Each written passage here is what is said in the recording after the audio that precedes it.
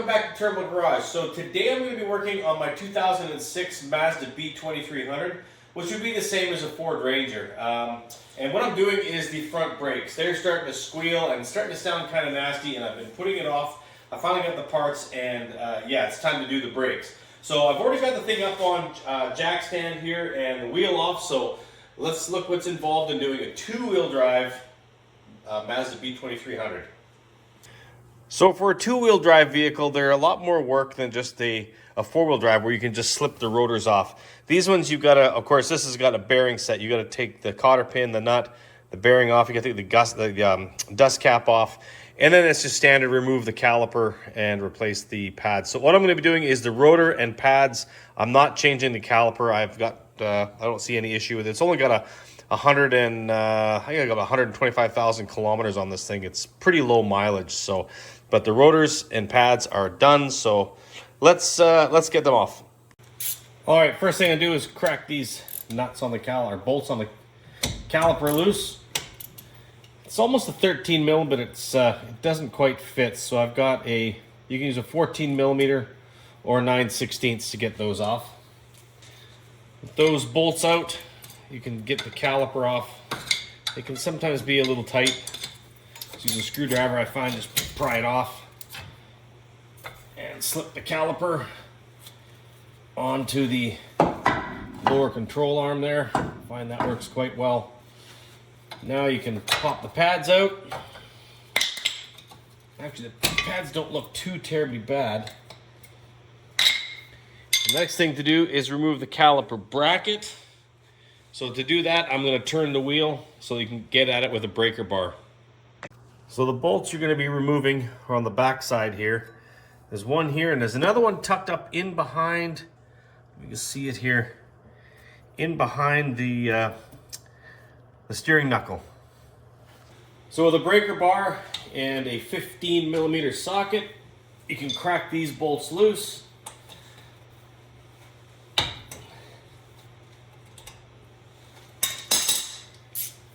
Then once they're loose, just finish them off with a ratchet, just a normal ratchet here. Usually once you crack them loose, they should just thread out pretty easy.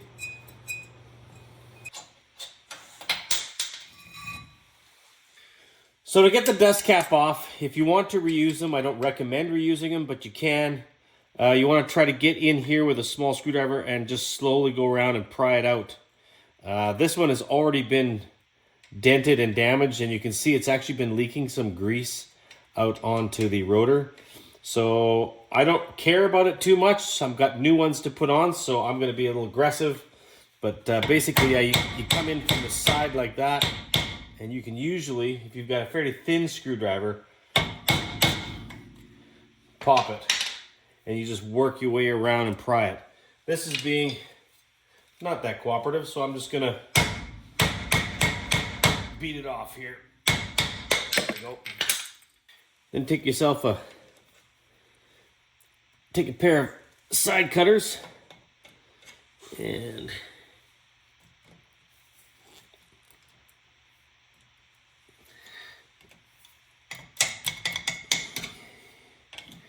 cotter pin out.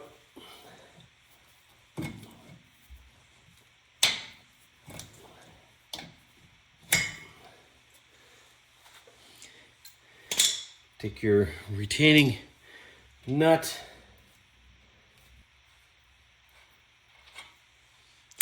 Behind the nut, you're going to find a flat washer and your bearing. When those are off, you can remove the rotor. So with the new rotor, I'm going to be putting a new seal on. So you want to make sure this is where the rear seals on your spindle. You're going to want to get this nice and clean.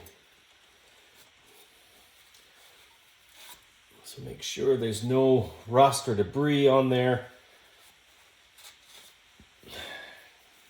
I'll hit it with some brake clean. But let's go look at assembling the new rotor and bearings. Okay, so I've already got the preservative and whatnot grease removed off this. Your rotor should already come with races pressed in. If they don't, you'll have to press them in. These have races in them. So when you order the bearings, new bearings here, this one race here, which is in the spindle or the brake rotor already, I don't need that. You just need the bearing. I get the other bearing here. Again, this one, you don't need that bearing. You just need the tapered roller bearing here. Or sorry, that race. You don't need that because mine has it already. So the next thing, I've got gloves on. I've got some axle grease here. Wheel bearing grease, I should say. And I'm going to take a bunch of grease, and you want to try to work the grease through the rollers so that it squeezes out. Now there is a special tool that you can buy for this. I just do it by hand. So basically all I do is I just kind of work it through, squeeze it through, and you'll see the grease will slowly come out between the rollers. And then there you go. And then you know it's packed. You want to pack it. So I work the grease all the way around on here. All right, I've got my bearing all packed. I'm gonna go ahead and actually put a little bit of grease inside here on the race.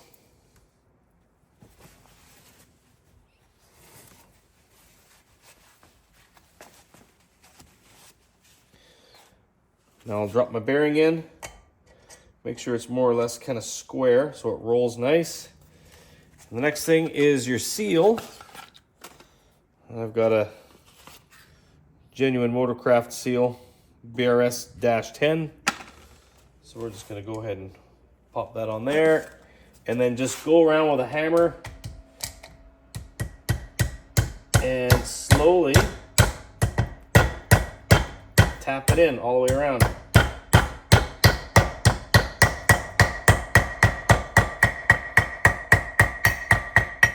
Just like that. So that bearing's in. This is ready to go ahead and throw back on the truck. Put the bearing on there, your nut and washer, whatnot. So let's go back over to the truck and install the new rotor. Okay, so I've cleaned that up and put a little bit more, a little bit of grease where that seal is going to ride. So all we do now, take our rotor, slide it on like that. Take your bearing, slide your bearing in there, your flat washer, and your nut. So one thing you do not want to do is put a wrench on this and tighten this nut. Basically what you do is spin this rotor and wiggle it and tighten it by hand. You'll get a little bit of slop in it there until it's tight. And then you put your retaining nut on here. It lines up where your cotter pin will go. Never reuse the old cotter pin. Let me go grab a new one. Okay, so just slide your cotter pin in. And what I like to do is, you can make it so they both go around like this. Personally, for me, I like taking the long one, bending it up like that, and hitting it with a hammer, flat up like that. Cut the bottom one off. Just watch your eyes. These things can really fly. I always close my eyes. And then the top one, put a rag on it there.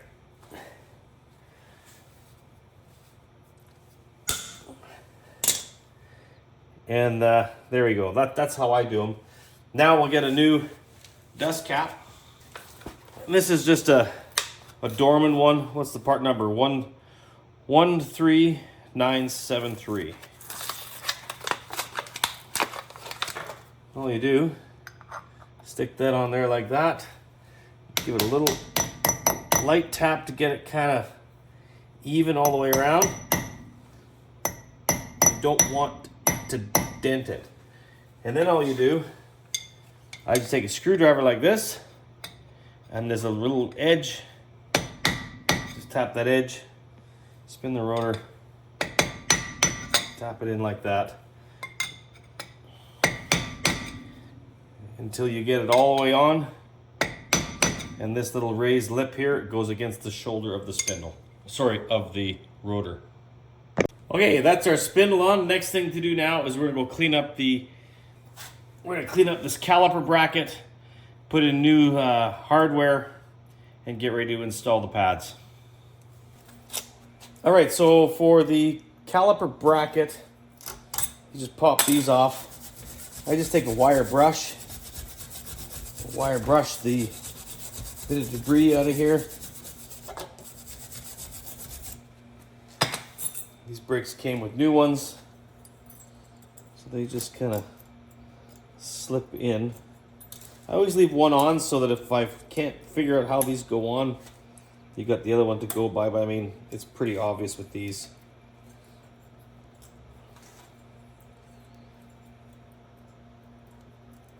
Come on, there we go.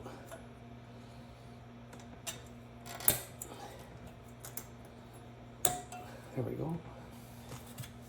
I have found that sometimes this takes a little bit of persuasion just to get this to sink in here. So I take a little screwdriver and just lightly tap it, and that's usually all it takes to get that to sit nice and flat. Next thing I do, take a bit of grease, brake grease, and I put a little bit of grease on these slides here where the brake pads will ride. Lastly, you want to make sure these are nice and lubricated, so I like to take them out. They're usually quite either dry or rusty. If they're rusty and nasty, you probably want to buy a new bracket or a new caliper because they come with the caliper. A little bit of brake clean, get that all clean, and put some fresh grease on there. Grease those all up, throw them back in. Want to have a nice, want those to slide really nice. Yeah, that one's definitely pretty dry. Grease.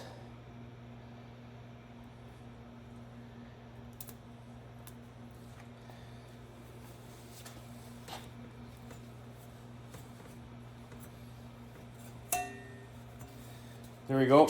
Now this is ready to bolt back on the spindle, and we have our pads ready to go.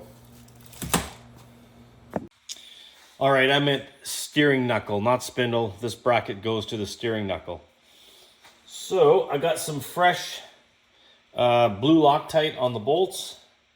You want to use blue Loctite on these. So just basically slide this in. There's one.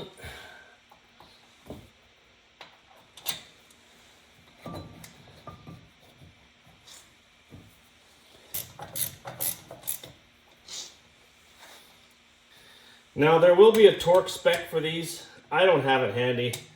You'll have to look it up if you want to torque yours. I have found they're probably going to be around 100 foot-pounds, something like that.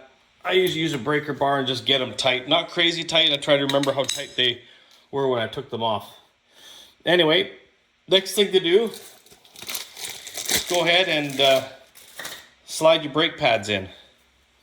So I find if you put the back side in, the inside in first, you can roll them in like that. They just roll in for the front and the back.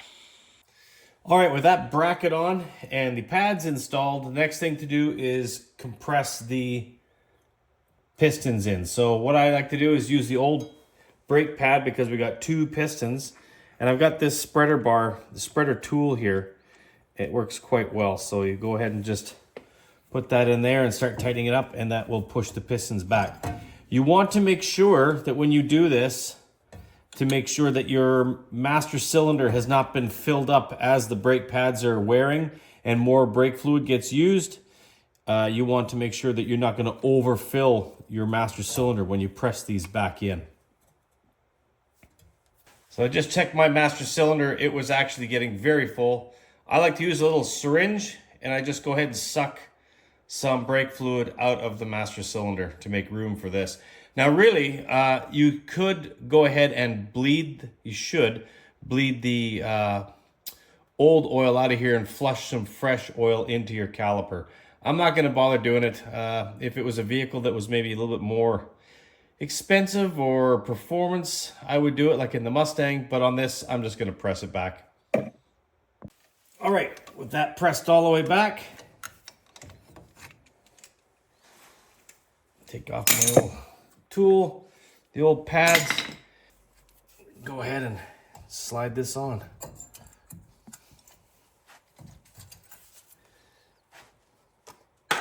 Take your 2 bolts that you removed for your caliper.